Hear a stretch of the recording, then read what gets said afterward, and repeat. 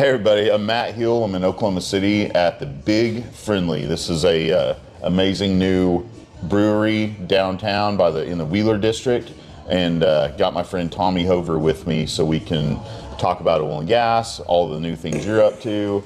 What's your name? Roger. Roger's here serving us. What is this one called? The Oil Boom. Cheers, sir. Thank you, Roger. Appreciate you. Appreciate the hat. Thanks in advance, Matt. Let's try this. Happy St. Patty's Day. Oh, baby. That's like leprechaun candy right there. Oh, that's good. All right, everybody. Don't mind us. If you're in oil and gas and you need a sip of something, if you're thirsty at St. Patty's Day, come down here to the Oil Boom bar. The Big Friendly. The Big Friendly. This is already getting to me. But that's delicious. It's an Imperial Stout, 12%. But who's counting? Yeah, well, I'm going to count because I have to drive Misty and Cannon home. They're over at Taco Nation. But man, what a cool area. This is fantastic. It is. It's just south of downtown here in Oklahoma City. And it's a special place. I mean, we're lucky to be here. It's helping us understand a little bit more about Oklahoma City's makeup. It's the first time we've lived in the city of anywhere that we've ever lived. I was telling Matt that we've been fortunate enough to be in Lafayette, Louisiana, Houston, Texas, and now that we're in Oklahoma City, we're actually living and getting to experience the city life because of having moved down to this area. So it's not because of you. Thanks for You coming know that, down. right? You have a smart kid who got into science and math, school. Yep. You would have stayed in Edmond with me, but That's correct. You have a smart child. That's a true story. Yeah, that's a true story. There you go. Our daughter was accepted into OSSM, Oklahoma School of Science and Mathematics, and my wife didn't want to. It's a boarding school. It's not a boarding school. The kids live at the school, so they board at the school. It's not a boarding school. There's a difference I'm learning, which is why I have to clarify that. But you can't kick out your child and make them go live. Correct. At the school. Yeah. They have to live with you. That's right. And you have to live somewhere nearby where you don't have to get up too early to get them to and from school. That's exactly right. Yeah. You picked well, man. This is fantastic. Thank you. It's They've awesome. done a good job. Oklahoma City has been fortunate. Our industry, oil and gas, leaders, like Harold Hamm, Aubrey McClendon. Yes. We have been very fortunate to have so many great oil and gas leaders who've kept their companies here, and they've dumped infrastructure dollars and ideas and visions into our city to make it a place you want to come and you want to stay and you want to live. Yeah, 100%. And I think that's a great point. And, I don't know if you're like me, and that's one of the great things I love about your podcast is that you find out a lot of information about people that you think you know, that you really didn't even know that about them. So in terms of, my background is South Louisiana and that part of the country, and you think, every city has a reputation, right? Or you think that you know something about a city based on what you hear about it, and we didn't know what to expect about Oklahoma City. You thought we were still riding horseback. Exactly, man. I thought it was streets, yeah, carts. Yeah. So we had a chance in 2011 when the oil spill in the Gulf of Mexico occurred, the Macondo oil spill. We had an opportunity to. They shut down drilling in the Gulf of Mexico, and it was apparent that, or it seemed to me like everything was going to move onshore. And I always viewed Oklahoma City as the hub. Yeah, and it did. It turned out to be a good kick back off yet in the Gulf. That's like true. It could. It's just finally starting to see some uptick in that direction. But we were proposed with the idea of moving this way, and we came up here for a week, and we were like, you know what? Pretty cool, man. It seems very doable. And cost of living is great. Yeah. The weather, we have tornadoes and dust storms. Yes. You get to have every season, every day. Yeah. From winter to summer with wind and then calm and then you never know. No, that's right. So I tell people it's easy. It's an easy place to live. I think the people are very down to earth where I'm from. That's one of the accolades is how friendly the people are, Southern hospitality, and I find that that's here too. I really think, and I don't know if it's because it's a good melting pot of nice people from all over that have landed here. You're one of the nicest guys, one of the nicest people I know. Are you a native Oklahoman? Yeah, Okeen, Oklahoma. So I grew up, farming, ranching, oil and gas, rattlesnakes. Yeah. Chasing. Funny story. There was a girl that lived down the road about a mile away. And her dad had a helicopter, so we could go down. They used it. Him and my grandfather would take the helicopter up to go count cattle, but he would wreck the helicopter oftentimes when he'd land because he was a terrible pilot. He built this thing from himself and learned how to fly it himself. But I've been in a few helicopter wrecks. And, been trampled by horses, been bitten by rattlesnakes. Yeah. Jumped in rivers I shouldn't have. We grew up free range, feral children. This is our generation. I love it. You had the same thing growing up in Louisiana. Yeah, for the most part, a little more water-based in terms alligators. of like jumping on alligators and frogging and. I can see you like paddling down rivers on an alligator. Somehow that's how I've always pictured you. Not quite that, I'm not that courageous. I'm sorry, Huckleberry Finn. yeah, no doubt. I've known him a long time. We have stories, and we're not going to tell them at all on this podcast. Yeah, I appreciate that, Matt. Let's kind of keep things above board a little bit here. But yeah, because we're here to promote our industry. We want to, anybody that's watching this that's in the industry, we definitely have a silo sometimes, but we like to. I mean, there's always going to be stuff I find about you, and one of the things I'm super excited about is your business you've been working on for, 5 years now. Yeah. It's 5 years. Yeah, it's actually going into 6 years. It started off a little bit different than the track that we're on now, but I mean it's been amazing. The whole lot of it, just in terms of why we started doing what we were doing, which initially it began as a professional sales and marketing consulting firm that we were basically sales for hire. Since we had moved to Oklahoma City, I was actually working for a drill pipe company at the time.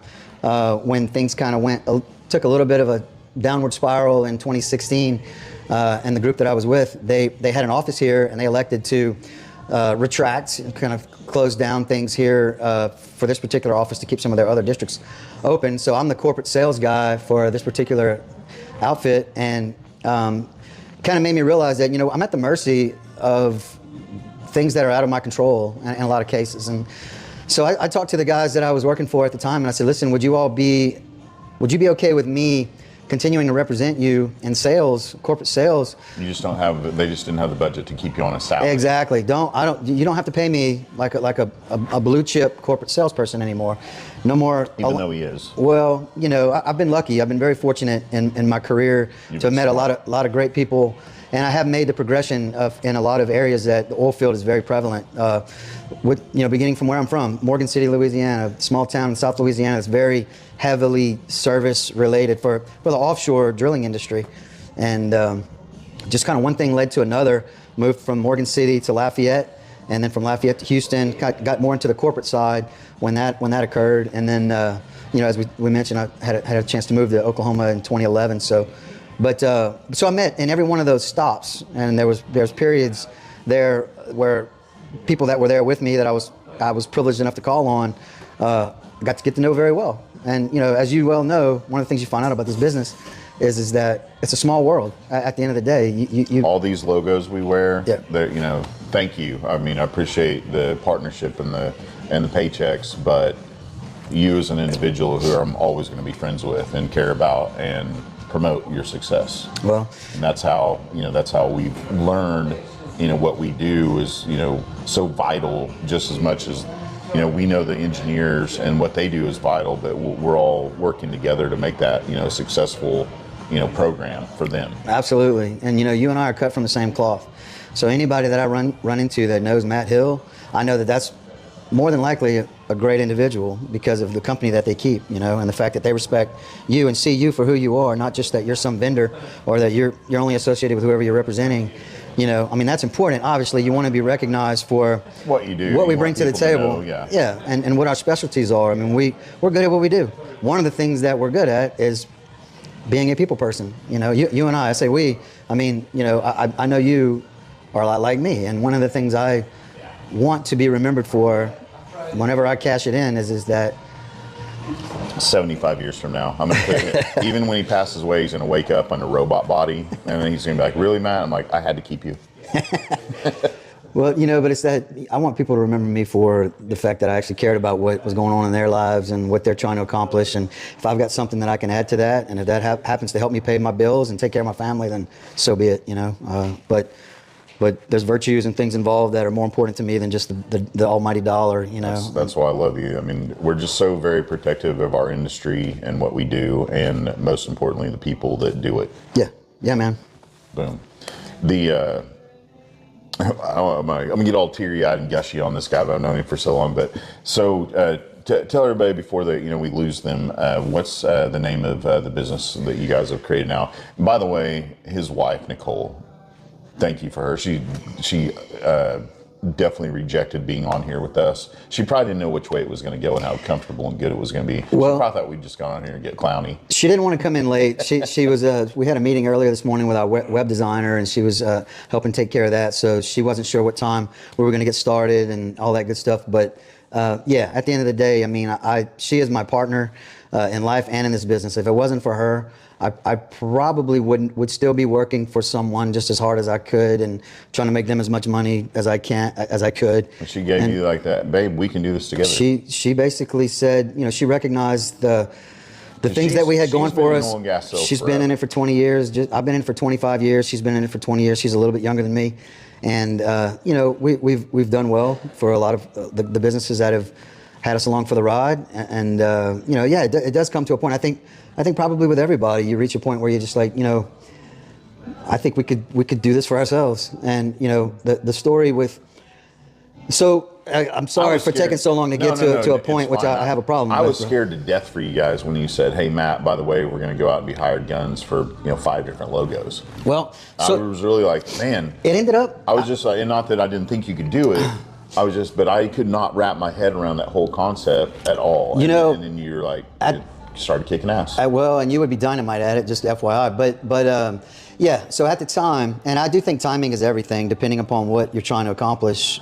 But, at that period in 2016, 2017, when things were kind of hitting the skids a little bit, companies were reevaluating their expenses, their expenditures, and if they had some high dollar salesperson on payroll, they had to evaluate whether it was worth, if that individual can be God's gift to sales. By the way, if you let go of your salesman, you are wrong, and we are worth it.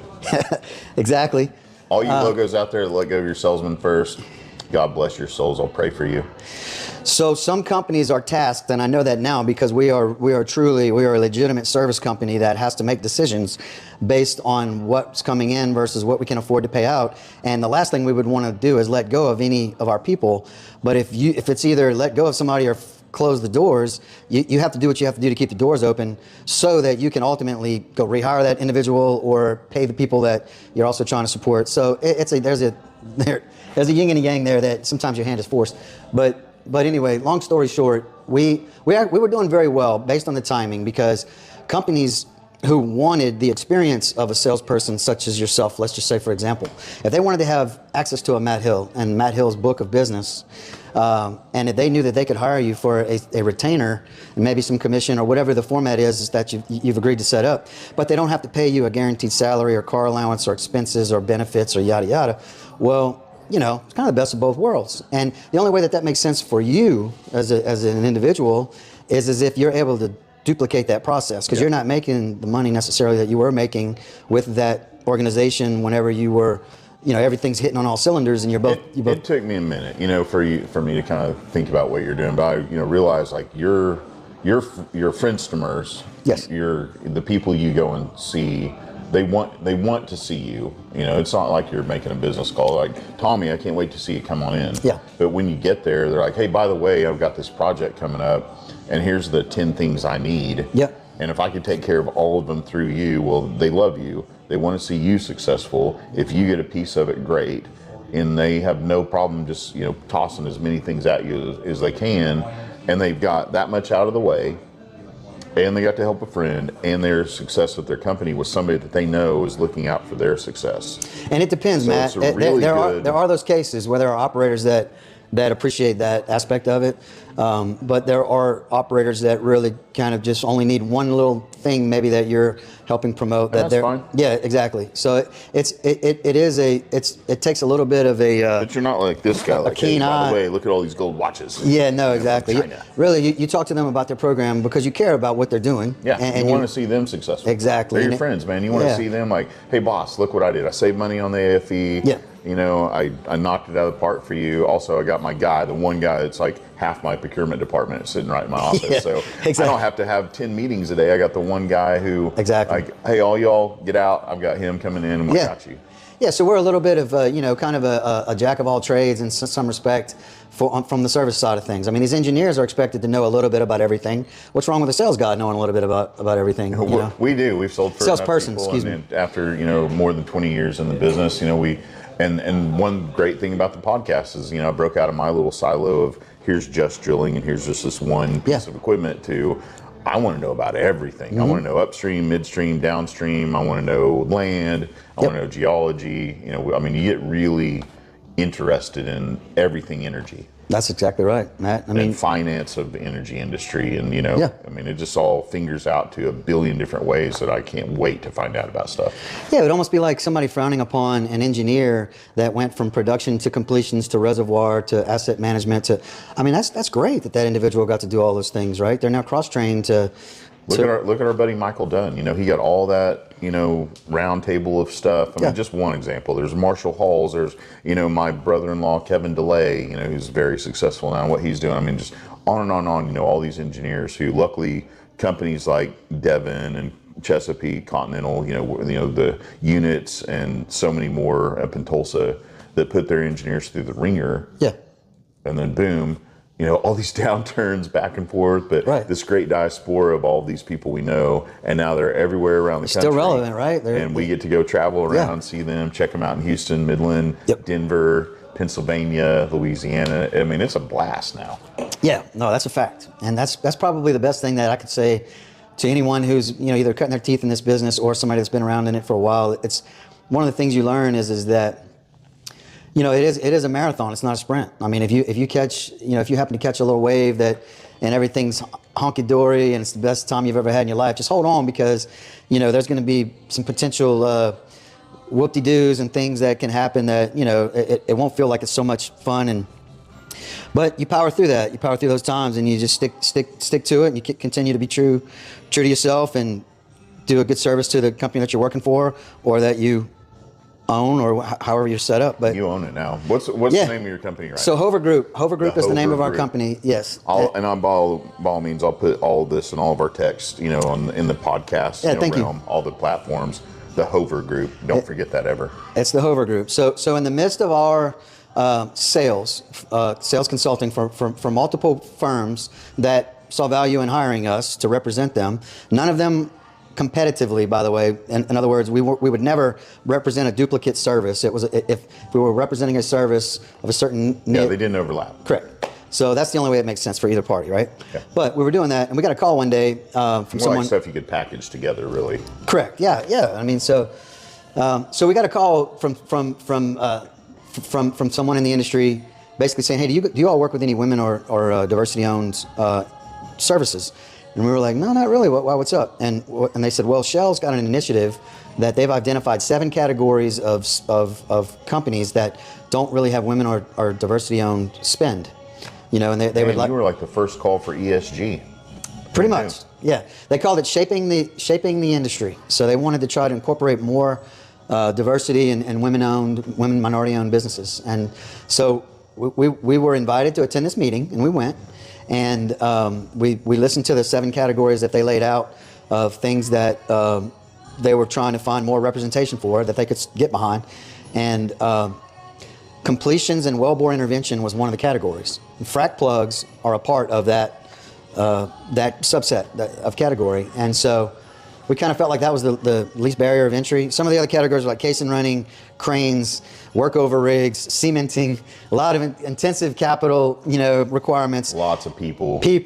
So that's kind of something that, and with all due respect, one of the first jobs that I had in the oil field was with a casing running company, and there's a lot of people involved in that. So you can have the best tools, and people obviously are very critically important. Yeah. But if you have to run a lot of equipment, a lot of people, it's just like, whew. Yeah. It's not my thing either. Yeah. So, especially if you just can't, if you're trying to pick something that you can get into that there aren't a lot of variables that are out of your control. That's what we were kind of looking towards. So anyway, we went out and found a reputable frac plug manufacturer and got aligned and did some trials for Shell and the Permian and did very well. And this frac plug, by the way, the Hover Group frac plug, You might as well just call it the Hover frac plug now, because people call it the Hover plug, which I'm fine with that. As long as you said Hover or not Hoover or Hover or which I can understand. The phonetics or. Don't even get me. By the way, these are 12 Oil Boom. This is 40 weight beer here. We are at the Big Friendly Brewery in Oklahoma City in the Wheeler District, and we are drinking the Oil Boom. Phonics. And this is amazing. It's good, isn't it?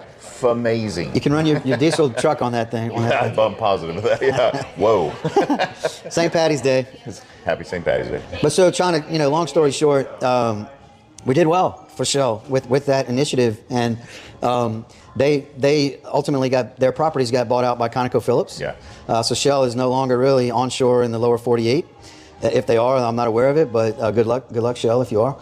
But we were fortunate enough in that time frame to also develop some work in North Louisiana, and have had a lot of success with that plug in the Haynesville and Bossier area shales, which very high pressure, high temperature, high temp environment, and we're doing exceedingly well. And I'm as proud of our offering as I could be.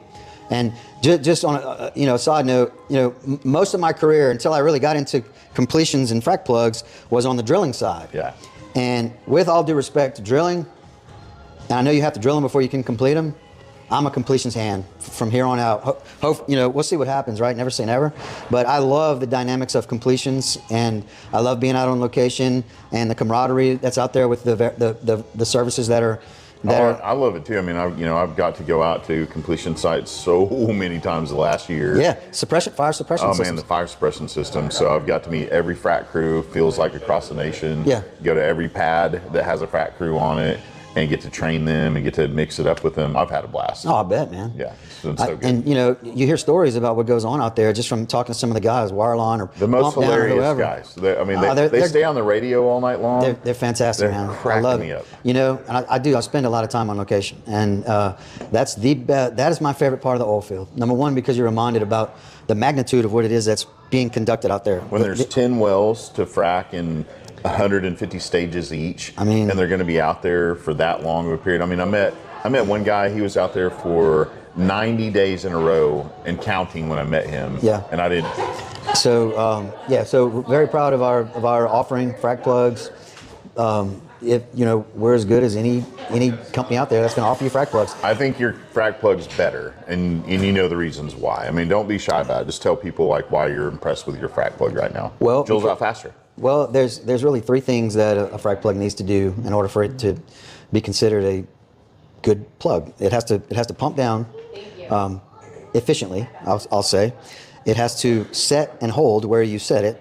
It has to hold frac, okay, and that has to go with the set. But a lot of pressure. Yeah, a lot of pressure. So our plug is a 10K plug pressure hold. It's got ceramic buttons on it. It's a hybrid ceramic, so there's no metal involved in the composition of our plug. It's fully composite. And then it needs to drill out cooperatively. And by that I mean it has to drill out in a fair amount of time and without sending a bunch of big chunky elements up hole. So those are the three primary criteria for what a frac plug needs to do. And ours does all three of those very well. Yeah, you went back to that manufacturer and on and on and on. You guys become partners in the best frac plug out there. Yeah. Yeah. So we're very happy with our plug. And there are different setting tools and ways that you have to deploy your plug, and we are cooperative to whether it's the old Baker style, the way that companies have been doing it for 60 years. They have an old Baker E4 style tool that they make up to, and Wireline rebuilds that tool after every stage, and there's 18 O-rings and they have to add oil to it, and it bleeds off on surface. It's been a fantastic technology. It's a little bit of a dinosaur. It's one of those things where eventually you have to acknowledge, man, this had a great run, but it's time for some new and improved method. So you don't only just bring out your frac plug, you've got everything else that needs to go with it. We can. That's an option that we do offer for anybody that's interested in that, in having the setting tool stung up and delivered to the operation, ready to go, plug and play, grab and go, however you want to call it. That's a hell of a service, though. Yeah. They don't even have to worry about it. Tommy's got it. Yeah, and that's what makes us a service. Nicole's got it. Again, if it wasn't for her, I would just be running around chasing my tail, doing my thing, meeting people. She has made a business out of what I do well. She's run some big directional drilling companies too. So she's had a hand in a few different things, and she's done well in all of them. Yeah. So she's, cheers to her. Nicole, you should have been on this. We know we get more Next time. audience, when women are on our show with us. I know a lot of people out there don't believe that anyone would marry us or we always outkick our coverage in oil and gas. Look around any room when you're at an event in oil and gas, so you know that we've all outkicked our coverage. We're good salesmen. Hey, man. Yeah, obviously, some women see the qualities in guys like us. So I don't know how. Cheers, bro. Thank you, Big Friendly, Oklahoma City. Big Friendly. I'm going to keep plugging them because I get beer and hats. Yeah, if anybody wants to come visit, drink a beer, private message me, whatever, and let's talk about it. Especially if you need frac plugs running your well. I'm happy to have that discussion as to why we There you go. If you would like to discuss a frac plug, you get a beer. Yep. Yeah, how about that? That's fair. That's easy. Yeah. And a taco. There's a taco restaurant. Tacos and beer. Yep. Can we get tacos delivered over here? You need to order them there, I think. We're ordering them from here. We're changing this for you. It's okay. There's a new company called Trip Ship. We'll talk to Paul Hess about. Heard about that? Yeah. Saw your podcast saw last the week. podcast. Yeah. So Trip Ship can bring me a taco. Fantastic. Well, thanks. I know that they said no food, but if I called them, I think they'd bring us a taco. Trip Ship? Yeah. Oh, yeah. We'll get Matt Little to do it. He won't care what we ask him. He might not even ask to be paid. Just gratuity and appreciation and camaraderie. Yeah. Yeah. So that's a good dude. What else can we talk about, man? What are you seeing in oil and gas that you're excited about right now? I know oil prices are a little bit crazy right now, but I'm so bullish on oil and gas. I think that the markets are always wrong. Yeah, it's crazy. I think a lot of people have the oil commodities app. Or, the one that I have, I've seen a lot of people have the same thing, and they provide news daily, I guess, and they try to explain why the dips or the increases in price happens, and it's just like. It feels like they're just grasping at straws, right? Just to have a story for the day of why that is. I know, obviously, supply has a lot to do with it, and then there's geopolitical things that happen all the time, and Yeah, we still have a giant, Russia against the world, war right now. Yeah. It's bananas. Right, which you would have thought that would have interrupted supply and increased the demand in the European countries and things of that nature, and would have promoted what we're trying to accomplish. And now we've got we've got LNG plants working, pretty rapidly. We're going to start shipping LNG to the rest of the planet. So that is one of the latest developments. Good. That's one of the things that Tellurian, I think, one of the companies that we work for in the Haynesville started out with that idea. Maybe it wasn't their idea, but my drill pipe for Night Oil Tools at the time. Yeah. Put the first hole in the ground for Tellurian. Oh yeah. Yeah. So there we go. Thank you, Peter Burke. Yeah, Peter. Yeah, there's I think that whole dynamic of, hey, we're going to drill wells, we're going to have the pipeline, absolutely, we're going to have the LNG plant, we're going to have the ships, the whole thing. Isn't that a great idea? To establish yourself with that. I think that's what with that business model, toward, right? Although I keep telling everybody, like, someday I want to drill wells in Oklahoma and pipe it over to Catoosa, have our own little LNG plant out of Oklahoma and ship it to the rest of the world. I know the ships are smaller, but once they get going, does it matter? It was a great idea when Aubrey had it, and it's still a great idea, and it always will be a great idea. Timing is everything, like we said earlier. It just depends on where you are and the timing of the process. ExxonMobil is the improvements to their refinery down in Baytown near Houston are just coming to completion. And it's perfect timing, right? But they started that 5 years ago. So when they started it, they might have been, are we sure we want to spend this money at this particular point in time?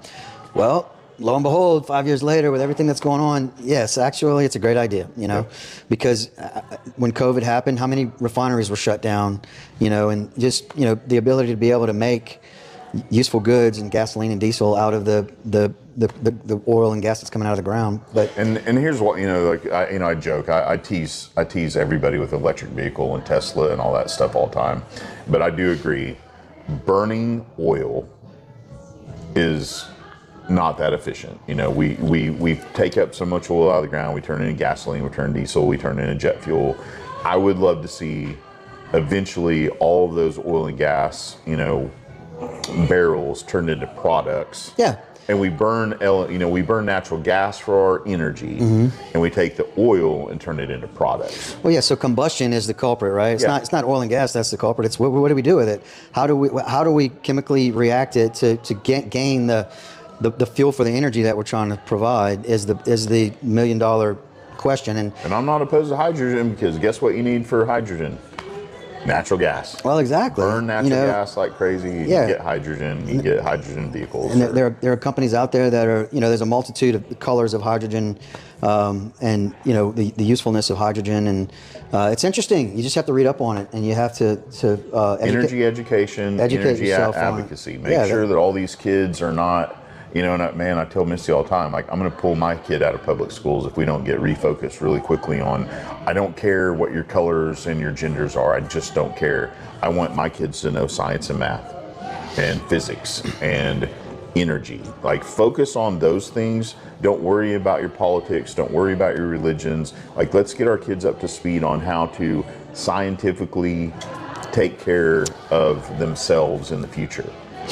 Absolutely. And, our kids, I'm fortunate enough to have 7 kids. Yeah. Okay. When he says the Hover group, it's the group. Yeah. So it's the Hover tribe. We have a blended family, my wife and I, but we absolutely consider all 7 of our children ours, and every one of them is different, right? So yeah, you think that you want your child to turn out a certain way, and you do your best to try to promote them. I know, man, you're killing it. It's delicious. It's time for you to have another. In like 2 months. Yeah, I'm a lightweight. So Matt's the big friendly. I'm just the friendly. Yeah. So there you go. You got the friendly hat. But every one of them takes their own course. They chart their own course, and they do their own thing, and they teach you about, wow, okay, that's cool, because they come at you from different perspectives, even though you're trying to impart your wishes on them, or trying to push them nudge them in a direction. They're like, yeah, that's cool, but you know what? This is more interesting to me, and then that kind of like causes a pause and makes you see things in a different way. So it's cool. I'm a big fan of being a dad and being in the middle of where our kids are dragging us. So. It's funny, we've got my oldest son who has come to work for Night Fire. Oh yeah. He went into immediately after high school, and he was such a good kid. He was always about homework and sports. I don't ever think he worried about having girlfriends. He was like homework, sports. Heck yeah. He was my most focused child. Yeah. He was a blast. What's his name? Caleb. So the oldest, was just focused on sports and schoolwork. And then immediately after high school, he was going to go to college. He's like, Dad, and every male member of my family's always gone to the military. Yeah, I thought that was. So it was, he went directly into, he wanted to go to the Army, and he had a troop, or whatever he was going toward. His battalion. They were going to go to Germany. So I was so excited for him, because I was exchanging in Germany when I was in high school. Oh, dang. And he's like, yeah, they're going to go to Germany, but I signed up to go with this other group, and we're going to go to the desert. I was like, oh, what? What have you done? Yeah, that just sounds risky, huh? Yeah, That sounds kind of risky. risky. He wants to do. Like, he was like, I want to go see some action, yada, yada, yada. So he's like, I'm going to the desert. So I'm like freaking out for a year. I'm trying to get a hold of him on the phone all day. Like, every day I'm like, call me. But, at that age, they don't want to talk to their dad. They're hanging out with their buddies in the desert. God knows what they're up to. It's none of my business, top secret. Yeah. And then he gets home, and he's working on airplanes, and then he, a couple years ago, he's like, hey, I'm going to go to this school. And then he's like, all of a sudden he's, oh, Dad, I went to, the combat medic school with the Rangers, up here, yada, yada, yada. And then he comes home after that, and he's like, I want to, Talk about a jack of all trades. Oh, that kid. And he's like, hey, I'm an EMT now, and I'm going to go to firefighter school. And he gets out of firefighting school, and he's applying all over, Oklahoma. But I think he wants to be up in Edmond now. And he won't admit this, but I think he wants to be closer to me. Yeah. Yeah. That's probably not true. As he gets older, he's realizing how cool you actually were. So he, he's applying to Edmond, Oklahoma City, but in the meantime, I'm working at Night Fire, and I need hands. And like right before Christmas, like 2 guys belly up in North Dakota, because it is -50 up there. And like, I don't want to do this. And my son's like, I'm a firefighter now. I can go up there. And then, so who's second? Well, me. I'm just the VP. I'm not anybody. So I run up there. So I get to spend the holidays with my son in North Dakota. So it was pretty great. Very cool, man. Like, who knew that like years and years later, I'd have that little guy working with me. Yeah. And we're firefighters on a frac site in North Dakota. Heck yeah. You have no idea what's going to happen to you in life. Well, and so, and I don't pretend to know, and I'm looking forward to knowing more about your arrangement with Night Specialties. It's great. Steve and I he's a savant. Well, I believe that, and he makes businesses all the time. He's got the firefighting business, the fence business. So he's got the event center coming up. I think he's going to buy a resort. He's got I think a helicopter business, a motorcycle business. We're going to have a downhole tools business. I think he's starting Fantastic. an LCM business, and I think he might get into well control. So you just never know. Yeah. He walks in the door. I don't think he ever leaves home without a scribble pad, and he hands it to you and he goes, "Here's where we're going." Let's make it happen. Yeah. Yeah. He reminds me of you a little bit. Yeah. Well, you know, it's been fun. I've had, the reason I brought that up about your involvement with Knight is that you obviously are high enough on the rung to be able to recommend hiring your son, and that happened. I hired my son recently, and I, you know, when we started this business, I mean, it was everything that we could do to run it ourselves. And so it's not, you know, and I hired my son, who's a graduate of Southwestern University in Georgetown, Texas, played his D3 quarterback football player. That kid is an athlete. Great kid. I mean, just a super kid, I can't man. believe 4 years went by like that. It did. It flew by. And, you know, when... He's got more muscles than us. You know what, man? He's just a big puppy dog. But he saved me from, you know, I got back into the trenches with this business, and I was building tools and, you know, I mean, really kind of put my blue collar back on hardcore. And not that bothered me, but it takes a toll on you. And he came along, and I could not have hired anybody any better to take up that baton for me than him. And so I'm super grateful. So anyway, I know exactly what you're saying about hiring Caleb, and, you know, I want the whole Hover family to become that Hover group. So well, someday we're going to sit on our man. yacht. Hey, Rome wasn't built in a We tell day. our girls we're going to sit on a yacht someday together. In our all the Speedos, kids right? Yeah, You on said our Speedos? All right. And we'll have some gold chains. I'm going to get my fat tan in the Mediterranean. Yeah. Speaking of the parts of this that are going to get edited, I'm hoping No, it I'm doesn't. keeping that one. Sorry. Paul has said it best to me on a lake somewhere here in Oklahoma, probably Arcadia. He goes, "Matt, tan fat is better than white fat." Well, yeah. So He deserves that one, man. I hope everybody watches this by now. They're gonna probably tuned out, but that's good. All right, since nobody's watching Hover anymore, group, yeah. frac plugs. yeah, frag plugs Entrepreneurial and shit. you know, frag plugs. Let me also add kill plugs, which are bridge plugs at the end of the well. Okay. People like to put a solid core plug at the end of the well, whether they drill it out immediately or wait and come back and drill it out. It's just a nice little insurance policy to, you know, keep the well in check. So yeah, I mean, I wouldn't be here promoting what I'm promoting if I didn't stand behind it 2,000%. And especially since what we're talking about with all of the people that we get to meet and whose respect we're trying to maintain, if you're going to recommend something to them, you really want it to be effective and to save them, save their neck. Or if they stick their neck out for you for trying your product, then that sucker better work. 10 wells on location and 150 stages each. You know, Yeah. I'd say that's important stuff Yeah. right there. Like, you got to trust somebody. Yeah, exactly. So I'm happy to be where I'm at. I feel like it took me 25 years to get where I'm at, and I'm happy to be I would here. have trusted you day one. Well- I did. You did, Matt. Funny story, but we're not even going to get into not that. getting into But you know, those Matt's a good bouncer. He's a good friend. Bouncer. We're not starting. He's a good peacekeeper. He's There a we good, go, he's a good peacekeeper. peacekeeper. Yeah. But I appreciate I love you, you, man. buddy. I God love bless man. you. Hey, again, thank you, Tommy Hover, Nicole Hover, of course, the Hover Group, and most Big Friendly. importantly, thank you, Big Friendly. Happy St. Patty's Day. We'll leave it with this. God bless you all. Thank you, Talking Energy Show. This is for the Oilfield Tailgate. Everybody, please go to oilfieldtailgate.com. Amen. Thank you all the sponsors that are on there, oilfieldtailgate.com. Oilfieldtailgate.com. The SEC is in the house, baby. Oh, yeah. LSU, OU, I love you. But looking forward to having some of these SEC schools coming into town. Let's blow this thing out. Y'all, hey, join and support the oilfieldtailgate.com if you're not already doing it. Let's get it going on. Amen. Excuse me, I didn't mean to interrupt you, Matt. No, you're not. No, you needed to remind everybody that we're going down to Louisiana this year. Or Yeah, I'd love to host you at an OU away game in Baton Rouge. I just need mud bugs. That's it. You got it, man. You can do that at my house. A couple I blocks think away. he has like pawn in his back where he keeps them. I'm positive of this. That's not a bad idea. Like, what's that smell? Yeah, Matt. Always right. good, brother. And hey, happy St. Patty's Day.